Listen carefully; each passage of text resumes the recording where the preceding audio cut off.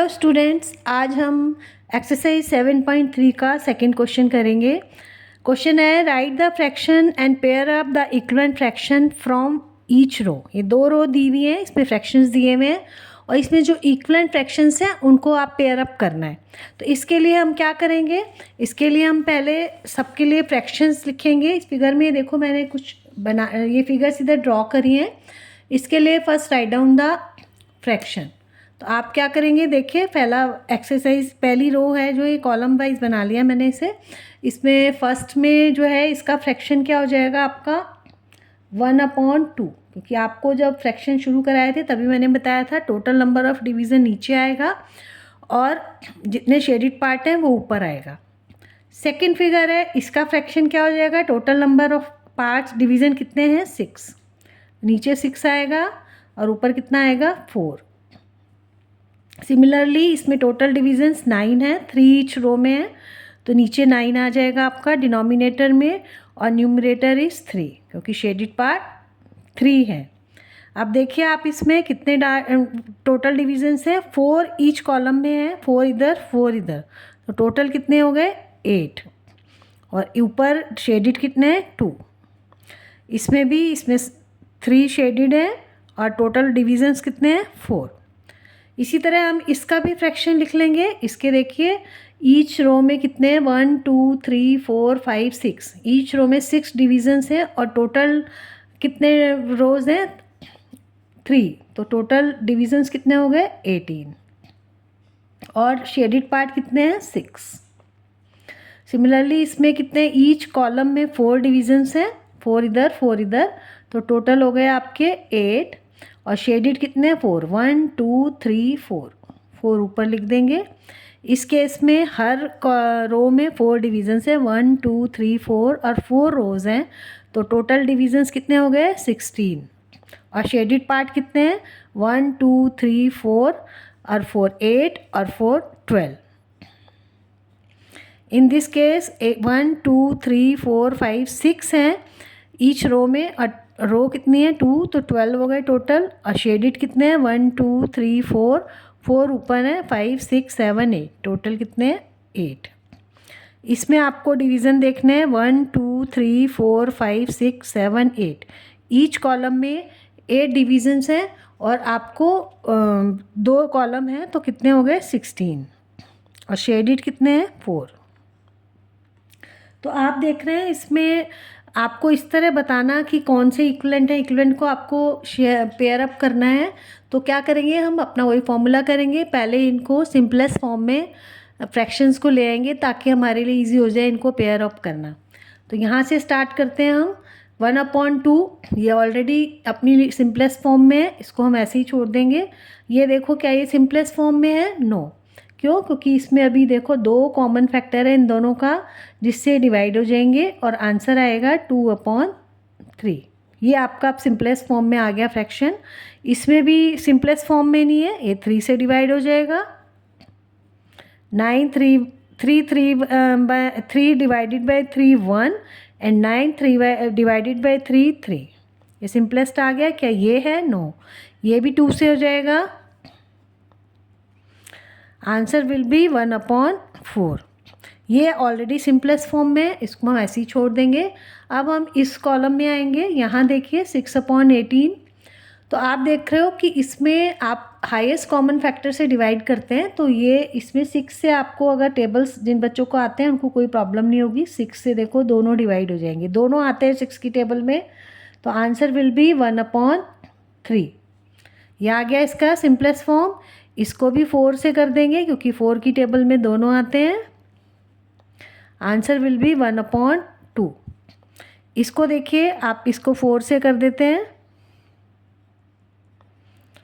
4 की टेबल में दोनों आते हैं, आंसर विल बी 3/4। अब आपका ये वाला है, इसमें आपको ये भी 4 से जाएगा, आंसर क्या आएगा 2/3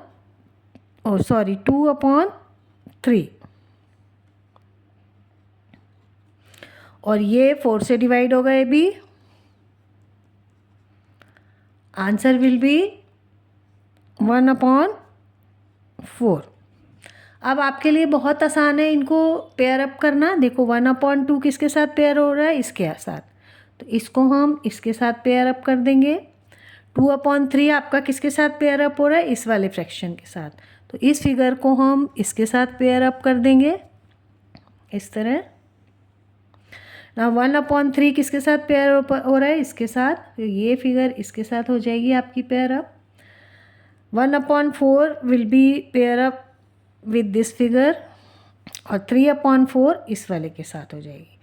तो आपने देखा कि आपने जब इनको लोएस्ट फॉर्म में कर लिया, सिंपलेस्ट फॉर्म में, तो आपके लिए बहुत आसान हो गया इनको पेयर अप करना। अदरवाइज़ आपके लिए डिफ़िकल्ट था इनको बताना कि कौन से फ्रैक्शंस इक्वलेंट हैं जिससे कि आप उन्हें पेयर अप करो। तो जब भी आपको फ्रैक्शंस को कंपेयर करना है या पेयर अप करना है तो पहले उनको आप लोएस्ट फॉर्म में या सिंपलेस्ट फॉर्म में कन्वर्ट करोगे। तो यह आपका सेकंड क्वेश्चन हो गया।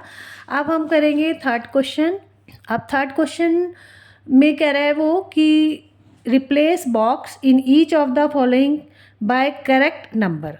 आपको कुछ नीचे फ्रैक्शंस दिए हुए हैं और ये मेंशन किया हुआ है कि जो दो फ्रैक्शन है दोनों इक्विवेलेंट हैं, लेकिन जो एक फ्रैक्शन है उसका या तो न्यूमरेटर नहीं है या डिनोमिनेटर नहीं है, उसकी जगह उन्होंने बॉक्स लगा दिया है।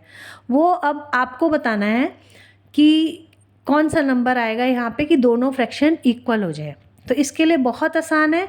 आप क्या करोगे कि जो फ्रैक्शन दिया हुआ है आपको गिवन है, एक फ्रैक्शन तो पूरा दिया हुआ है, उसका न्यूमरेटर भी दिया हुआ है, डिनोमिनेटर भी दिया हुआ है। दूसरा जो फ्रैक्शन है किसी में देखो आप डिनोमिनेटर नहीं है, किसी का न्यूमरेटर नहीं है, तो आप क्या करोगे, पहले तो जो दिया हुआ फ्रैक्शन है उसी से फाइंड आउट करेंगे हम कि यहाँ पे क्या नंबर आएगा। और हम क्या प्रॉपर्टी फ्रैक्शन की यूज़ करेंगे, इक्विवेलेंट फ्रैक्शन। हमने इक्विवेलेंट फ्रैक्शन पढ़ा है, वो होते हैं अगर किसी भी फ्रैक्शन को हम सेम फैक्टर से या सेम नंबर से न्यूमरेटर और डिनोमिनेटर में मल्टीप्लाई करें तो जो नया फ्रैक्शन आता है वो पुराने वाले फ्रैक्शन के इक्वल होता है। इस प्रॉपर्टी को फ्रैक्शन की हम यूज़ करेंगे। तो पहले हम लिखेंगे 2/7, हमने फ्रैक्शन लिख लिया। अब आपको इस फ्रैक्शन का 8 नंबर दिया हुआ है। अब आप देखोगे कि इससे आपको आइडिया लगाना है कि हमें क्या करना चाहिए कि यहाँ पे वाला नंबर हमें पता लग जाए। तो अब आप देख रहे हो इधर 2 है और इधर न्यूमरेटर में 4 है, तो 2 से 4 8 करने के लिए मल्टीप्लाई ही करना पड़ेगा, डिवाइड करना तो पॉसिबल नहीं है, नंबर बढ़ रहा है क्योंकि। तो आप 2 को कितने से मल्टीप्लाई करोगे कि 8 आएगा, 4 से, है ना। टेबल आते हैं तो आपको पता लग जाएगा, 2 4 ज़ा 8। तो अब क्योंकि प्रॉपर्टी है फ्रैक्शन की तो डिनोमिनेटर में भी हम 4 से कर देंगे। तो आंसर क्या आया आपका 28। नया फ्रैक्शन आपका ये आ गया 8/28। तो यहाँ पे आप क्या लिख दोगे बॉक्स में 28। तो आपने देखा कि आपको जो फ्रैक्शन दिया हुआ था उसी से आपने नए फ्रैक्शन, जो दूसरा वाला फ्रैक्शन था जिसमें एक खाली था बॉक्स, डिनोमिनेटर मिसिंग था या नहीं दिया हुआ था, उसको आपने कैसे इक्विवेलेंट फ्रैक्शन की प्रॉपर्टी लगाकर कि फ्रैक्शन इक्वल होते हैं अगर उनको मल्टीप्लाई करें सिमिलर नंबर से, उससे आपने फाइंड आउट कर लिया। नेक्स्ट क्वेश्चन है 5/8। इसमें आपको दूसरा फ्रैक्शन दिया हुआ है 10, इसमें भी डिनोमिनेटर नहीं दिया हुआ आपको। तो आप क्या करोगे, सिमिलर है, 5 है, इधर 10 हो रहा है, बढ़ रहा है, तो ऑब्वियसली है मल्टीप्लाई करेंगे कितने से, 2 से। तो इधर भी 2 कर लेंगे हम, इधर भी 2 से कर देंगे, आंसर विल बी 16। तो यहाँ हम 16 लिख देंगे। इस केस में देखिए 3/5 इजिकल टू, इसमें अब न्यूमरेटर मिसिंग है आपका, ये वाला फ्रैक्शन मिसिंग है और नीचे आपको 20 दिया हुआ है। तो 5 से 20 कब होगा, जब आप इसको 4 से मल्टीप्लाई कर दोगे, है ना। तो आप 4 से मल्टीप्लाई करेंगे, यहाँ कितना आ जाएगा 12। तो यहाँ आंसर विल बी 12। आपको ये बस ये ध्यान रखना कि अगर एक नंबर इधर से छोटा है, ये वाला बड़ा है, तो मल्टीप्लाई ही करना है। दूसरी बात, आपको जो फ्रैक्शन दिया हुआ है उसी के साथ मल्टीप्लाई डिवाइड करना है, इसको नहीं टच करना है आपको। जिसमें न्यूमरेटर है, डिनोमिनेटर मिसिंग है, उसके साथ कुछ आपको छेड़छाड़ नहीं करनी, उसके साथ ना मल्टीप्लाई करना है ना डिवाइड करना है, क्योंकि वो तो आपको फाइंड आउट करना है। बच्चे ज़्यादातर गलती करते हैं कि इसको 2 से डिवाइड करके यहाँ लिख देते हैं, फिर कहते हैं यहाँ से कैसे करें, यहाँ तो कुछ है ही नहीं। तो भाई यहाँ दिया नहीं हुआ ना, इसको कुछ मत करो आप, इससे निकालना है आपको। नेक्स्ट आपको दिया हुआ है 45/60। इज इक्वल टू 15 अपॉन नीचे मिसिंग है। तो अब आप देख रहे हो, देखो यहाँ पे फ्रैक्शन आ गया, इधर बड़ा है नंबर और ये छोटा हो रहा है इधर। इट मीन्स ये तो तय है कि हमें 45 को डिवाइड करना पड़ेगा। अब आप देखोगे कि ये जो नंबर है आपको 5 से अगर डिवाइड करते हो, जो साफ दिख रहा है, अगर टेबल्स हैं तो 9 आएगा, लेकिन हमें तो 9 नहीं चाहिए। तो हम क्या करते हैं, 45 को आप या तो ओरली कर लीजिए, या जो बच्चे नहीं कर सकते 45 को 3 से भी डिवाइड हो सकते हैं, क्योंकि देखो 3 की डिविजिबिलिटी भी शो कर रहा है। 4 + 5 9 होता है। It means 45 is divisible by 3। तो हम 3 से करके देख लेते हैं। देखो 3 1 ज़ा 3, 5 कैरी करेंगे, 3 5 ज़ा 15। तो हमने देखा 15 आ गया आंसर। इसका मतलब अगर हम इसको 3 से डिवाइड करेंगे तो 15 आ जाएगा। तो आपको 60 को भी 3 से डिवाइड करना पड़ेगा, और 60 को 3 से डिवाइड करोगे तो क्या आएगा, 20। तो यहाँ आप 20 लिख लोगे।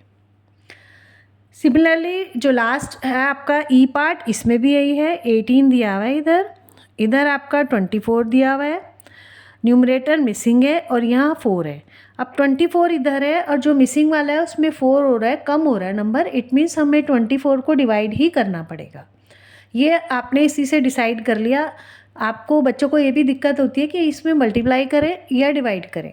तो इसका सबसे अच्छा फॉर्मूला है, जो गिवन है उसको देखो, जो फाइंड आउट करना है उसको। अगर नंबर कम हो रहे हैं तो डिवाइड करना है, अगर नंबर बढ़ रहा है, देखो इसमें कम हो रहा है, 24 है, इधर 4 हो रहा है, तो 24 को मल्टीप्लाई करके तो बढ़ेगा ही ना। इट मीन्स इसको डिवाइड करना है। तो आप 24 को कितने से डिवाइड करोगे कि 4 आएगा। मतलब किसकी टेबल में 4 टाइम्स 24 आता है, तो 6 की टेबल में। इस क्वेश्चन को करने के लिए जो फ्रैक्शंस हैं आपके टेबल स्ट्रांग होने बहुत ज़रूरी हैं। तो ऊपर भी आप 6 से कर दोगे, आपका आ जाएगा 3 आंसर। तो यहाँ आप 3 फिल कर दोगे। तो इस तरह आपने देखा कि इक्विवेलेंट फ्रैक्शन जो होते हैं उनकी प्रॉपर्टी यूज़ करके आपने कितनी आसानी से क्वेश्चन हो सकता है। इसके लिए आपका टेबल स्ट्रांग होने बहुत ज़रूरी है। आपको टेबल्स रिवाइज करने हैं और आपको ये ध्यान रखना है बस, जो मैंने बताया आपको, जो ज़्यादातर कन्फ्यूज़न होता है कि मल्टीप्लाई करें डिवाइड। और दूसरा, आपको यहाँ इसको नहीं छेड़ना है, जो आपको दिया हुआ है फ्रैक्शन जिसमें जो न्यूमरेटर या डिनोमिनेटर मिसिंग है, उसके साथ कोई कुछ भी नहीं करना है। उसको जो पूरा फ्रैक्शन है उसी को मल्टीप्लाई या डिवाइड करना है। तो आई थिंक आपको वीडियो पसंद आया होगा, आपको मैं क्वेश्चन क्लियर हो गया होगा। अगर आपको वीडियो पसंद आया प्लीज़ लाइक कीजिए, सब्सक्राइब कीजिए। Thank you.